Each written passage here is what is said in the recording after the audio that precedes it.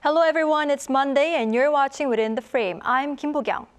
April 22nd was Earth Day, created in 1970 to help preserve the environment. The climate crisis the Earth is facing is really serious. According to the UN's Intergovernmental Panel on Climate Change's 6th assessment report, the average global temperature is forecast to rise by around 2.8 degrees by 2100. To limit warming, the IPCC said it would be necessary to cut carbon emissions almost by half by 2030 across all the sectors. Though Earth Day has already passed as part of an effort to raise awareness of the need to cut carbon emissions and protect the planet, Within the Frame has invited Dr. John Byrne, Director of the Center for Energy and Environmental Policy, for today's segment. Welcome to the show, Dr. Byrne. Hello, good to see you. Good to see you too. Dr. Byrne, first question. The IPCC released its 6th assessment report last month in which it warned that the planet has already warmed 1.1 degrees Celsius since the second half of the 19th century. And if the trend continues, global temperatures will increase by 1.5 degrees Celsius early in the next decade. How serious is this? It's very serious, and one indicator of that is that the U.S. has experienced over $1.6 trillion in damages from so-called billion-dollar storms. These are storms that reflect the high heat that we are now creating in the atmosphere as a result of our economic activity. And that means that the U.S., both government and insurance agencies are paying out more than $100 billion on average every year just to clean up after these disasters, high energy storms, wildfires, and so on. This is a loss to our economy, and the same thing is going on around the world with some populations in even greater risk than, for example, American populations. Right, the situation does seem very severe. Now, Dr. Byrne, the chairman of the IPCC, Lee Hye-sung, underlined that this warning hints that current plans are insufficient to tackle climate change. What efforts should global society be making to tackle global warming? I mean, the IPCC said emissions should be cut by almost half by 2030 across all the sectors, but how can this goal be met? Sure, yes.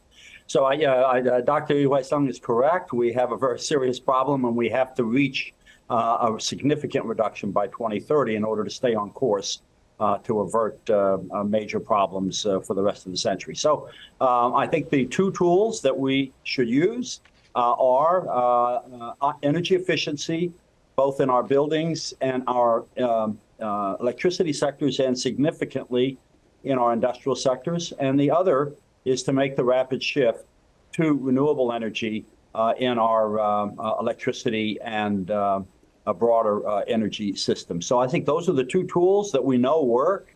We're just not using them fast enough and well enough to stem this serious problem that Dr. Lee pointed out. Right. So to sum up, energy efficiency and rapid shift to renewable energy would be the key elements to tackle the climate change. Now, Dr. Byrne, South Korea is actually part of the countries that are trying to contribute to tackle this climate change, and it is aiming to reduce greenhouse emissions by 40% compared to 2018. According to the first basic plan to do so, industry players are to cut their combined emissions by around 11% by 2030, which is actually lower than its earlier pledge in 2021 to cut emissions by around 14%. Now, for this, the government says South Korea will compensate for the reduction with stronger global cooperation and technological developments such as carbon capture and storage methods. What is your view on this? There really is no substitution here. I just want to be clear. You have to cut emissions.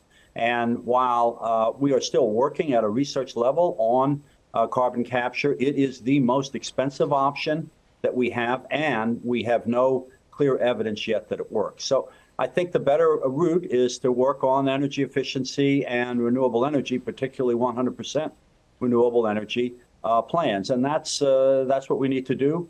Korea is a member of the OECD. It really has an important role as an OECD member and should not be reducing its goals, but actually increasing them. Right, I see. Now, Dr. Byrne, meanwhile, the government is aiming to reduce emissions through a mix of nuclear power plants and renewable energy sources, but with an emphasis on nuclear energy. Specifically, the country plans to have nuclear power cover around 32% of its energy needs, which is up from 27% in 2021. What is your take on mixed methods of transition to other energy sources? Yeah, I'm not so familiar about the specifics of the nuclear case in Korea, but I would say the following two problems exist. First, using the U.S. as an example, there is significant investor risk in going forward with the development of nuclear plants. And that investor risk means that the U.S. has not invested in new nuclear power for a long time now, and the plants that are proposed at this point are actually under consideration by the investor community, by the bond rating communities as to whether or not they should be put on a negative credit watch. So I'm not sure that this is going to work favorably for any country. And the second point that I would simply make that I do know a bit about is that the plants are often located near moderate income families in counties and so on that are having modest economic profiles. And the last thing we should be doing is burdening communities with more of this kind of problem that actually doesn't help the local economy. Right, I see. Now, Dr. Byrne, I believe this would be our last question. For the world to better tackle climate change and for South Korea to become a worthy partner in that effort, what kind of exemplary cases from other countries could we refer to? Okay. Yeah, I'd like to offer a couple of suggestions there. First, finally, the U.S. has taken action on developing a national climate policy, thanks to President Biden. His climate policy Act allows for the U.S. to spend over $400 billion by 2030 on the needs that we have to really cut our emissions. And the forecast for that is a 42% reduction, not against 2018. It would be much higher if you used. Normally, the international community uses 2000 or 1990 as the date. The European Union has done the same thing. They are at 55% reduction in their greenhouse gas emissions. And both are doing this by the use of 100% renewable energy strategies. Currently, 23 states in the U.S. Are now on a target with penalties to realize 100% renewable energy by 2030 to 2040. And in the case of EU, there's 14 countries that are also in that. And the second point I would just make, the international corporate community has taken a significant step in this direction also by standing up an initiative for RE100. And there are the large companies of South Korea are part of this, and they are pledged as part of their program to reach 60% reduction by 2030. And so I would say if our companies and our national governments can make such pledges by 2030 or so, we should be able to do this in the OECD as a group. Right, we should be able to do this. All right, thank you, Dr. Byrne, for sharing your insights with us. We really appreciate it. My thanks. And with the approval of the Japanese government, the Tokyo Electric Power Company, the Fukushima plant's operator, is planning to release contaminated water from the nuclear power plant into the Pacific Ocean soon. Now, as this wastewater release also affects our environment and makes us consider nuclear energy's role in helping to deal with climate change, we invited John Byrne, Senior Nuclear Specialist at Greenpeace East Asia. Byrne, hi. Hello. Welcome to the show. Thank you. Well, Sean, tapping into the latest report from the IAEA on Japan's planned release of radioactive wastewater, it said the wastewater monitoring system of Japan is quite reliable, but expressed lingering concerns regarding its environmental impact assessment. What is your view on this? We're deeply concerned about the Japanese government's plans. We're not terribly confident in the IAEA's approach to looking at Japan's plans. Basically, the radioactive discharges threaten the environment, particularly in Japan, but also because they will be going on over many decades. The wider Asia-Pacific region is under direct threat from these discharges. So the current process of evaluating is not convincing. It's scientifically not credible. And in fact, only a few months ago, some of the leading marine institutes in the United States, the National Marine Laboratories, Scripps, Woods Hole, the leading oceanographic institutes in the world said that the science has not been demonstrated to say that it was safe to discharge. Right.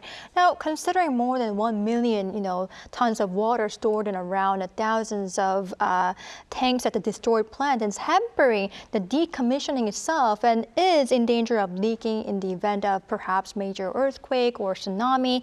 The contaminated water does seem to be need to be dealt with at some point. Now, instead of ocean discharge, what are other options we can think about? And if the ocean discharge is the only viable option for us, how should it be done?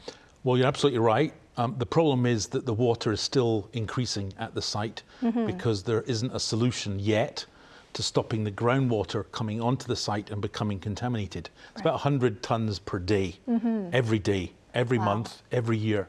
So the projections over the next decades is that maybe another 1 million tons of water will increase to be contaminated.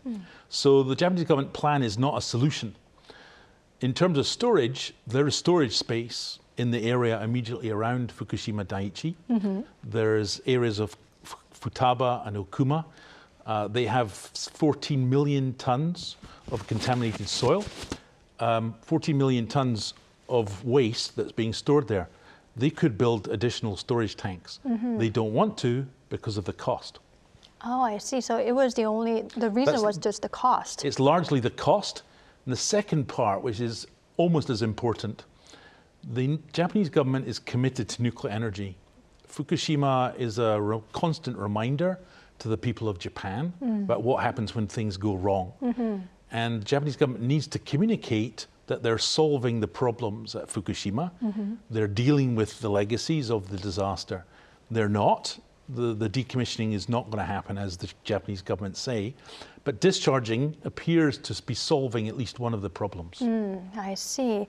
Now, Sean, focusing on overall risks of the nuclear energy, one expert who actually participated in building Fukushima power plant, he emphasized the danger nuclear power plant has itself, saying the tritium would keep on coming out from being run. Now, as a nuclear specialist, what is your takeaway on this? Is it really dangerous? Well, radioactive tritium is not harmless, as is generally communicated. Really? But the problem at Fukushima is that the reactors themselves were seriously damaged by the earthquake and the tsunami. The nuclear fuel melted down in the 3 reactors and is still there, maybe 600 to 1,000 tons of this highly radioactive fuel, and there's no credible plan for its removal. That is a huge problem. In addition, because of the severity of the accident, the Japanese government has identified only in the last year that one of the concrete structures, the so-called pedestal under reactor number 1, was pretty much severely destroyed by the melted fuel. And so there's a risk, for example, that the reactor itself, the reactor pressure vessel, sits on this concrete, and that's at risk in the event, for example, of another seismic event. So the disaster is in the early stages. We're 12 years, more than 12 years since the disaster, but we have many, many decades, maybe longer, before this is resolved. Right, I see. Now, recently, Germany's final 3 nuclear power plants closed their doors, though some voice that closing down these nuclear plants is a short-sighted decision, given that it is a reliable source of low-carbon emission energy. German government was quite steadfast about this. How do you see nuclear power plant usage in tackling this climate change? It's really important to understand that the decision on shutting down nuclear power in Germany is not a last-minute decision. The decision to shut down nuclear happened in the late 90s. More importantly, even, was that as a result of that, the first law on renewable energy and what's called the feed-in tariff to subsidize solar and wind, that's more than 20 years ago in Germany.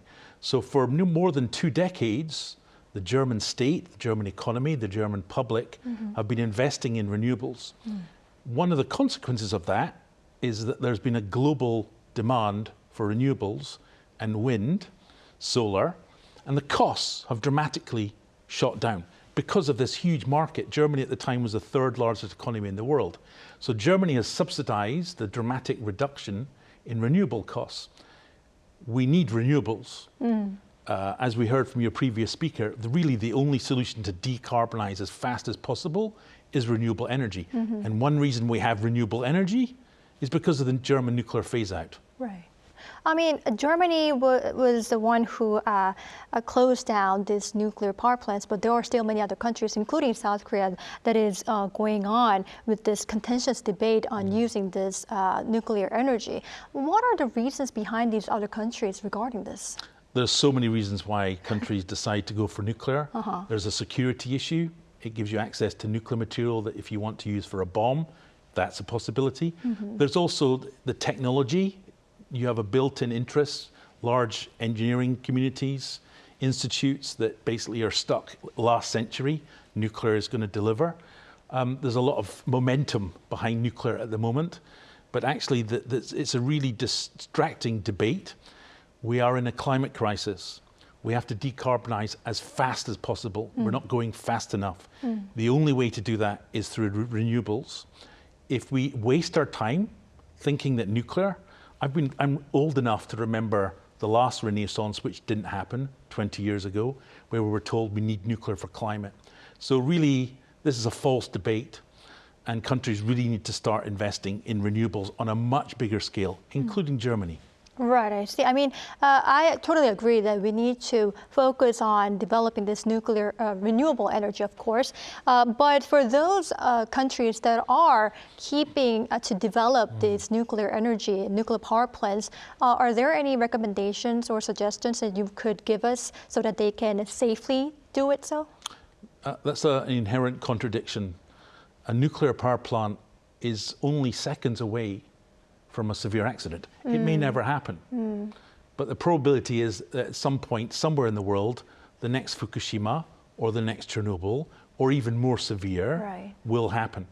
And the question is, for boiling water, which is what a nuclear reactor does, is it really wise to rely on a technology that potentially could devastate a community, a region, a country, when the clear alternatives that are cheaper and faster exist? So for countries that are developing nuclear, you're going the wrong way. You're going against history.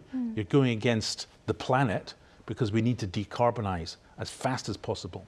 Right, I cannot agree more. We need to focus on renewable energies. Right, I'd like to ask more questions to Sean, but unfortunately this is all the time we have for today's edition. But thank you, Sean, for your insights. We really appreciate it. Thank you. All right, this is all for Within the Frame tonight. We'll be back tomorrow with more in-depth stories. Thank you for watching, and goodbye.